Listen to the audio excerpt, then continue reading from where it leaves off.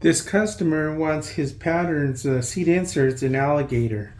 So what I have is some alligator vinyl. It's not real alligator. So no actual animals are harmed in the making of this video. So what we try to do, because this is patterned, you can see 1, 2, 3, there's a pattern going on here. So what we want to do with that seat insert is we really want to put it right in the center, right? We want to put it in the center of that pattern. So what I will do is we'll find our center on the pattern here. What I do is fold it in half, just like that.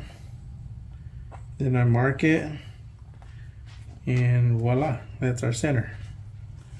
So do that on both ends, front and back. That's our center. Then we'll also want to find center on the material. So I'm going to go ahead and measure this pattern. Starts like right here, ends right here. Although that doesn't look very centered to me. Let's try a different one. Let's try here and here. Okay. So let's say if it's 0 to 4 inches right there, so 2 inches right there would be the center. So let's do the same. Okay, I can see the pattern here.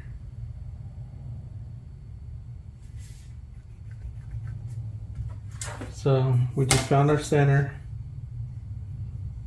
We'll mark that.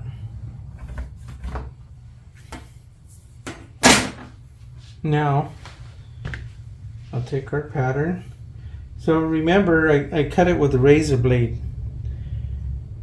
So that means that we don't have that 3/8 inch hang on overhang anymore.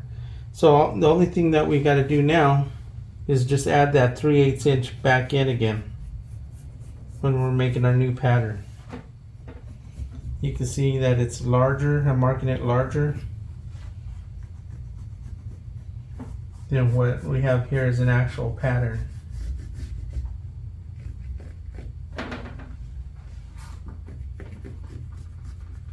Adding back in that 3/8 inch. Just like that. So now for technique number 89. And I'm going to show you something here. What I do to get a symmetrical pattern, especially with something small like a motorcycle seat where it really does matter.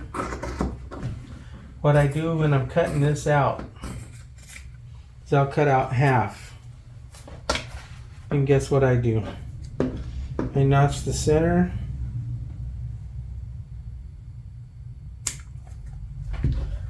I know that's where the center is right there.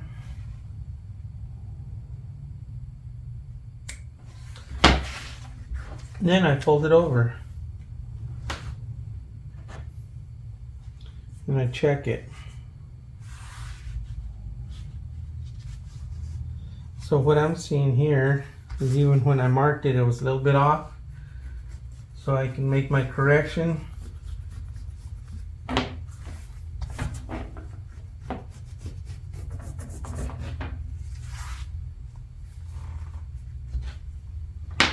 Now,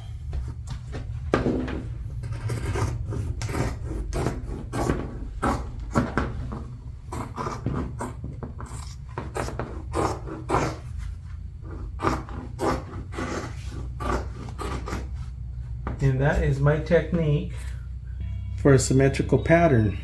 I don't know if I mentioned this earlier, but when I'm making patterns and when I'm building a seat cover, usually what I do is I start in the center and I work my way out.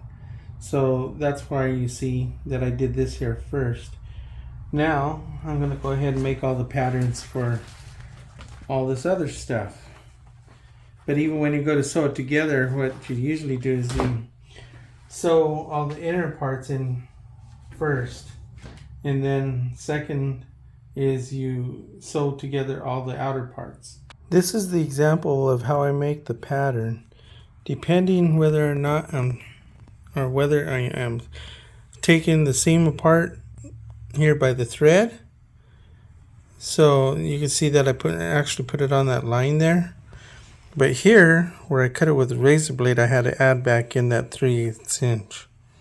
So that's the reason for that. And then you can see that this edge here is folded over. So what I usually do is I leave an extra 1 inch or so out here.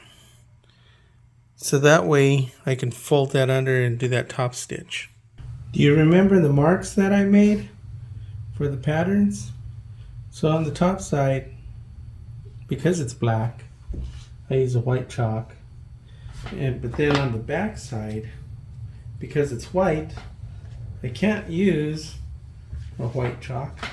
So what I do is I just use a Sharpie, and everywhere there is one of these little marks, I mark the back side. So now I know where the white, the front top side mark is, and also the back side. So I just do that all the way around. Everywhere there's a mark, just like that. So now it's time to start putting pieces together. So like I said before, we always start with the middle, or the insert, or the center, and start working our way towards the outside. So anyway, I'd like to start by saying that, as you may know, a lot of these videos are for more advanced pupils, let's say. It's not really, I'm not aiming this towards beginners, but even the beginners will get some pretty good tips on this kind of stuff. But I'm not going to go into explaining top stitches and all that kind of stuff. This customer seat is going to be all black vinyl, but he wants a dark charcoal top stitch. So that means that every time I change colors, I have to rethread the machine for that color. But anyway, for tip number 642, okay, we're going to put these two pieces together. As you can see, I have the centers marked. Some people, they might want to start to put the pieces together by starting on the end like this, okay, and then sewing it all the way around. But the tip for today, the technique, is we're going to start from the center right here. And we're going to start at the center, work our way out, flip it over, start at the center, work our way out. This way, you'll always have it centered, no matter what. And what's one of my favorite mottos is, there's no guessing. So I'm going to match up my center and my center right here. And we'll start the stitch. I'm going to go about 3/8 of an inch in because I'm going to be doing a top stitch. I want to make sure that there's enough in the back here for the bobbin thread to catch. So holding your threads, start your first stitches. It's always a good idea to lock it in by reversing. But if you're advanced, you already know that, right? Oops, got a problem here with the bottom tension. Okay, I'll just pull on it.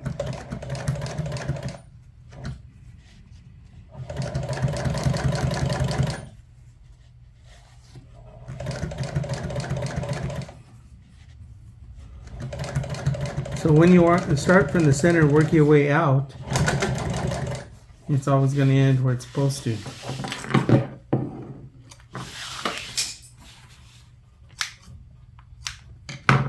So do the flip, start from the center.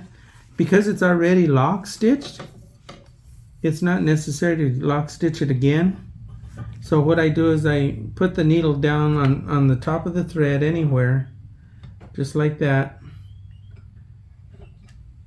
Hold your thread so that way it doesn't ravel into the machine, and you can actually just start sewing. Because it's already been locked, it's not going to come apart. That's another whole technique anyway. You can, if you come up with a number for that technique, just put it down in the comment section to share with everybody. Okay, so we start from the center, work our way out.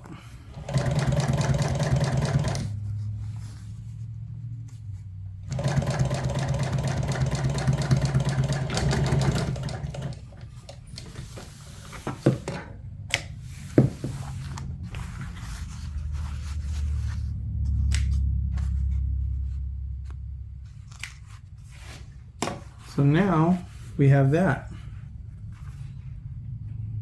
I think it looks like it's supposed to look that way, so I guess we have success.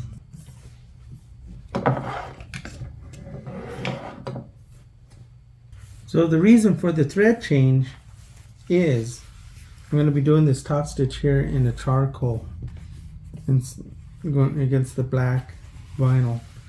So usually, if you watched on one of my other videos how to do top threads, is instead of starting here and doing like a back stitch, and sometimes I've seen, and should I say other people's work, sorry, I don't like to criticize other people's work, but sometimes you see where they did a lock stitch here and then started doing a top stitch. As in one of my other videos, you'll see that I start my top stitch running down the side right here, close to the edge, just like that, until I reach where I need to be to start my top stitch. Then, using my needle as my pivot right there, just like that. It's another technique. I have a video on that one too. Okay, so we'll go ahead and start the top stitch.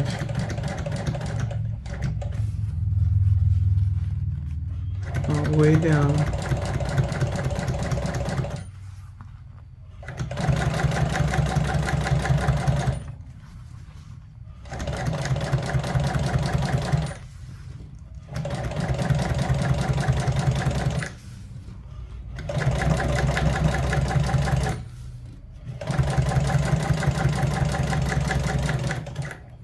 Using my needle again as my pivot. You can see that. Okay, let's go down the other edge.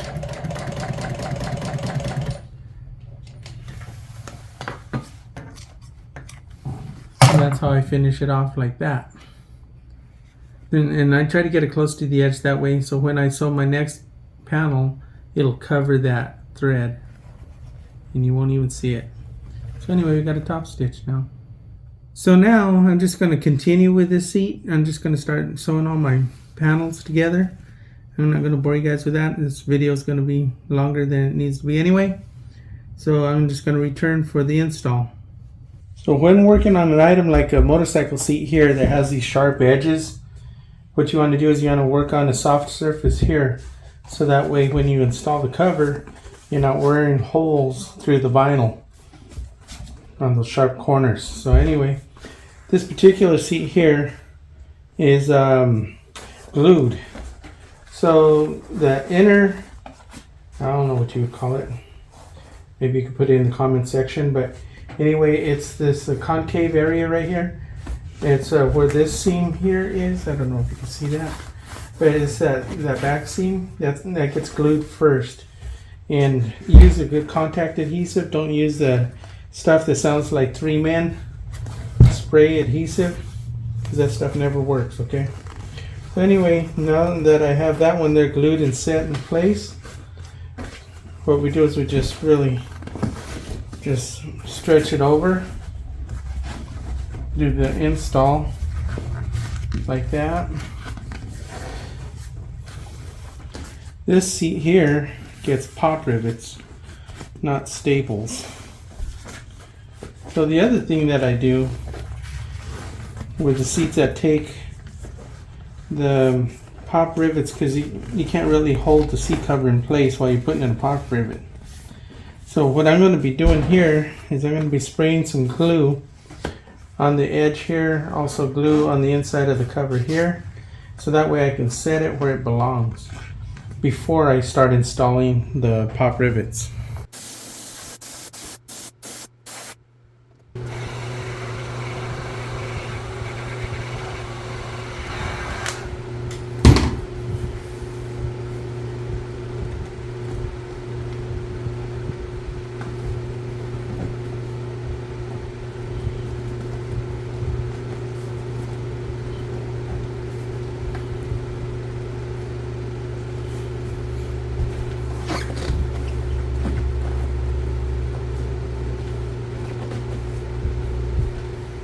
Okay, just getting ready to button her up here. So earlier I made the white marks right here where every pop rivet is, that way it's easier to find. So right here I can see a line right there, so I know that there's a hole right there at the end of that line. So I take my scratch awl like this, I visually check to see where the hole is, and I use that tool to find my hole, just like that. Then take the pop rivet and finish it up. So this is really like the last pop rivet I got to do.